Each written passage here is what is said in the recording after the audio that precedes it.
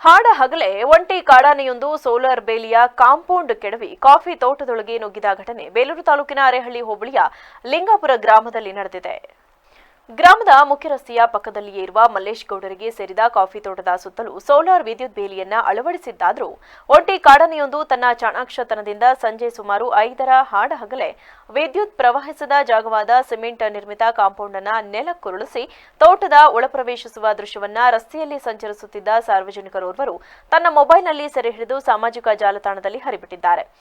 ಕಳೆದ 4-5 ವರ್ಷಗಳಿಂದ ಅರೇಹಳ್ಳಿ ಭಾಗದ ಸುತ್ತಮುತ್ತಲೂ ಕಾಡಾನೆಗಳ ಹಾವಳಿ ದಿನದಿಂದ ದಿನಕ್ಕೆ ಹೆಚ್ಚಾಗುತ್ತಿದ್ದ ಹಿನ್ನೆಲೆ ಹಲವು ಕೃಷಿಕರು ಬೆಳೆಯನ್ನ ಸಂರಕ್ಷಿಸಿಕೊಳ್ಳುವ ಸಲುವಾಗಿ ಸೋಲಾರ್ ವಿದ್ಯುತ್ ಬೇಲಿಯನ್ನ ಅಳವಡಿಸಿಕೊಂಡಿದ್ದರು.